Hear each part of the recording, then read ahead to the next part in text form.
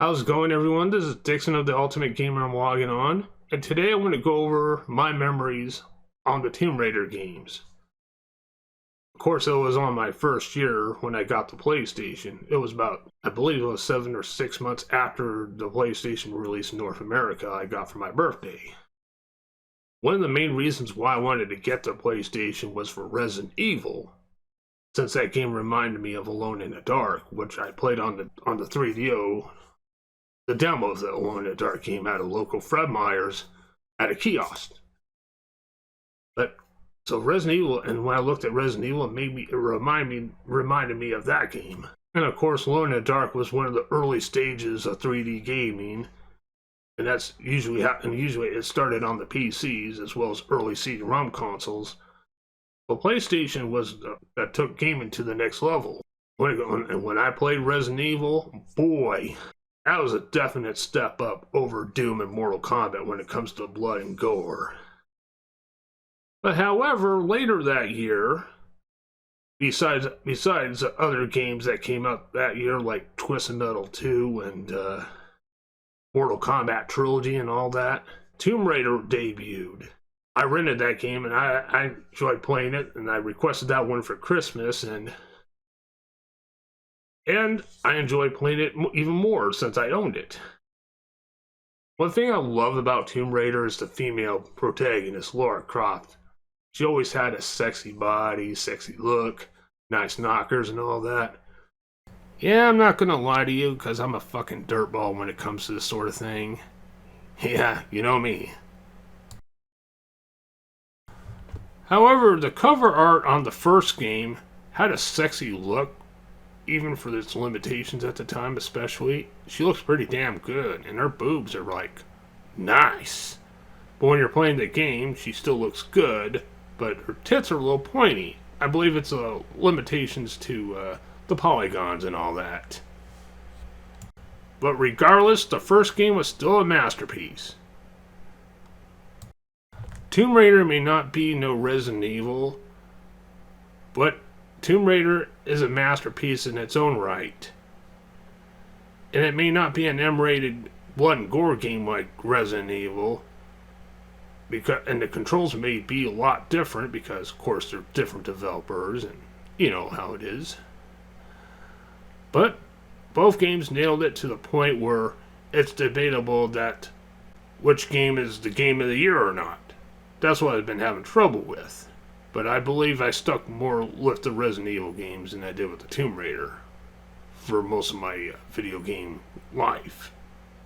However, the Tomb Raider reminded me of Indiana Jones, except you're not playing as Indiana Jones, you're playing as Lara Croft, fearless archaeologist who goes on treasure hunting and kills any beast or creature or hostile that gets in her way, so she can collect treasures and all that.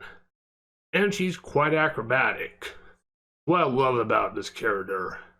And she was one of the first female characters that was well known into the gaming world.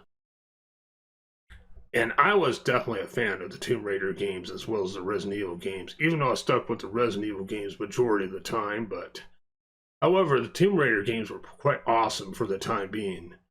I actually gotten up to the third game the following 2 years, when I got each of the two sequels during Christmas time. I can remember in the first game when going through dark tombs and all that, jumping from cliffs to cliffs and jumping over obstacles and solving puzzles, dealing with many hostile creatures that get in our way, no matter if it's wolves or raptors or a big T-Rex or lions or gorillas or giant rats or alligators or bats or villainous gunmen.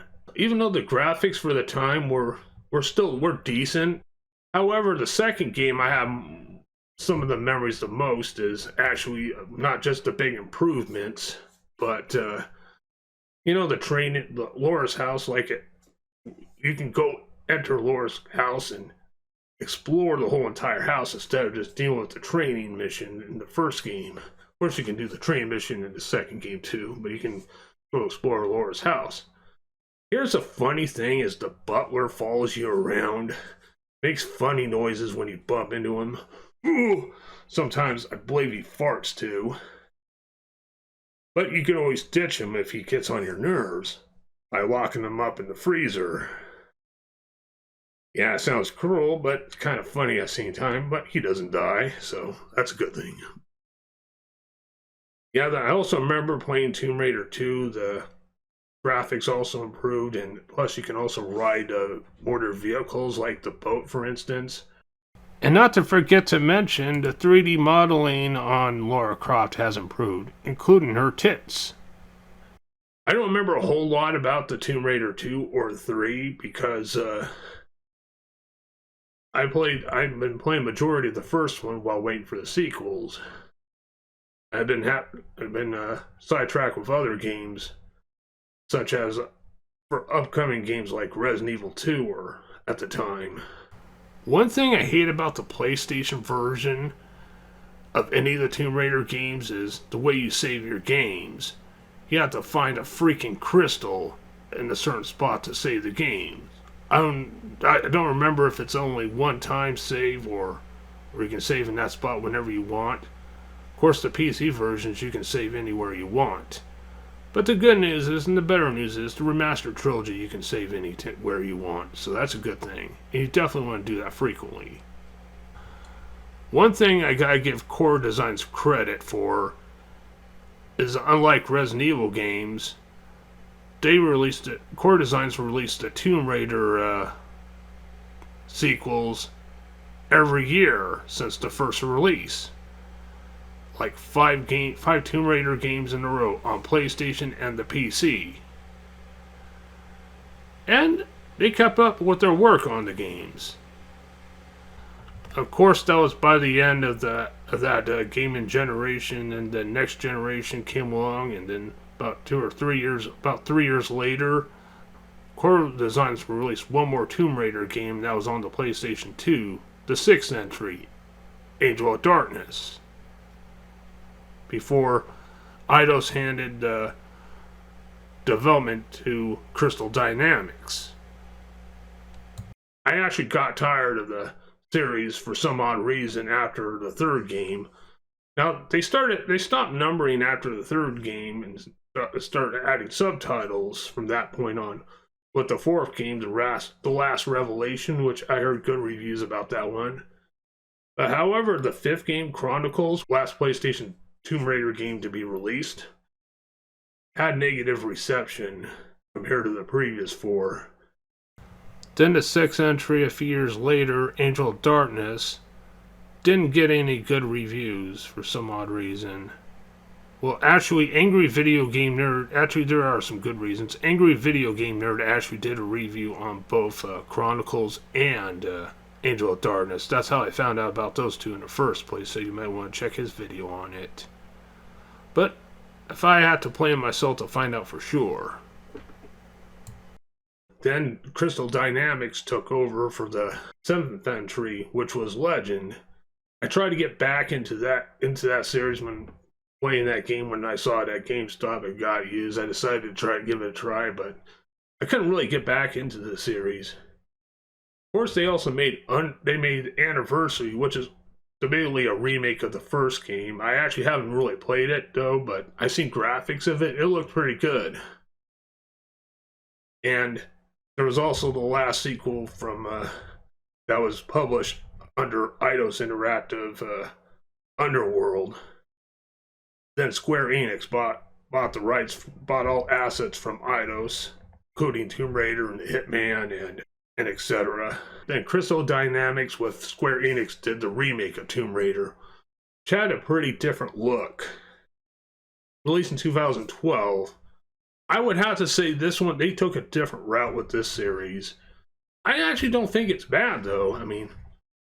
Lara Croft, Lara is much more unattractive compared to the original ones, but still, gameplay and the story was kind of satisfying. It's not as good as the original trilogy that I remember. However, it still is a pretty interesting adventure to go into. I haven't played the two Fallouts, Rise of the Tomb Raider or Shadow of the Tomb Raider, even though I have the Rise of the Tomb Raider in my Steam library. I just haven't got around to playing that one yet. Now, majority of the Tomb Raider games I actually own on Good Old Games. Now, pretty much I tried to get back into the classic Tomb Raiders on the Good Old Games since I own all the games. They're kind of hard to get into with a keyboard and mouse because setting them up with a controller, kind of modern controller, is pretty difficult. But however, the graphics still look good though with the 3DFX chip, especially on the current monitor.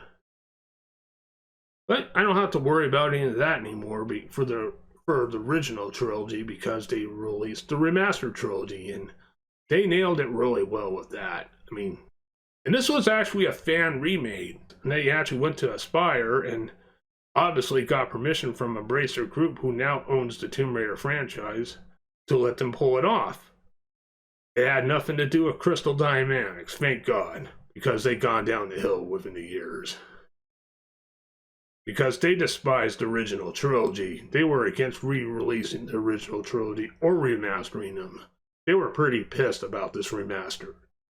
Now, speaking of Crystal Dynamics, I heard they were also being part of the new Perfect Dark game instead of Rare, who originally did the first two games. What the fuck? I mean, there's no preview of the reboot of Perfect Dark, but I have a bad feeling about what that game's going to be because I don't trust Crystal Dynamics with anything anymore, especially when it comes to female protagonists such as Lara Croft or Joanna Dark. Joanna Dark was also another female character that made an entry, for the Nintendo 64, since Nintendo owned the rights for Rare, which was Perfect Dark, and that was a spiritual successor for GoldenEye. And Perfect Dark was pretty amazing for its own right too. Anyway, I don't trust Crystal Dynamics with what they do anymore. Anyway, if you want more information on the Tomb Raider stories and all that, especially with later updates, you may want to check out Melanie Matt Go Boom channel. She's got all sorts of information on Tomb Raider and Lara Croft because she's a bigger fan than I am. And also, I was watching the RazörFist Let's Play on the game, and he actually gave me an idea that I should get multiple copies on each platform that I own. That's not a bad idea. I didn't have that in mind, but that's not a bad idea. Even though there's no physical release yet, hopefully there will be, but I'll probably get another digital copy on the Switch. The reason why I got the Remastered Trilogy on Good Old Games because Good Old Games is DRM free, and I'm more of a PC gamer than console gamer these days. And if there is any upcoming physical releases, hopefully there will be, I'll definitely get it on the Switch or Xbox. I'll probably get the digital copy on Steam eventually too. I wouldn't mind having the digital copies on the consoles I just mentioned. However, I would totally get more digital copies on the platforms as much as I can, just to give more middle fingers to Crystal Dynamics, as well as the political correctness police. Or any woke corporations or woke estapos or SJWs. Seriously, fuck them all. They deserve the middle finger, because they ruin everything.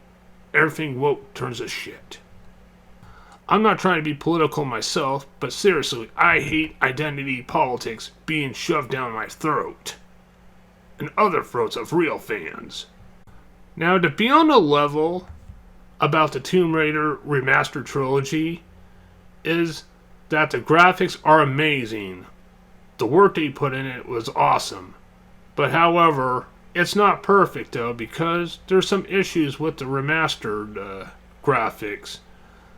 Some areas are dark in the game, and especially for the first game since you don't have a flare option, which didn't come until the two follow-ups. It's really hard to see what you're doing and see what you're trying to get.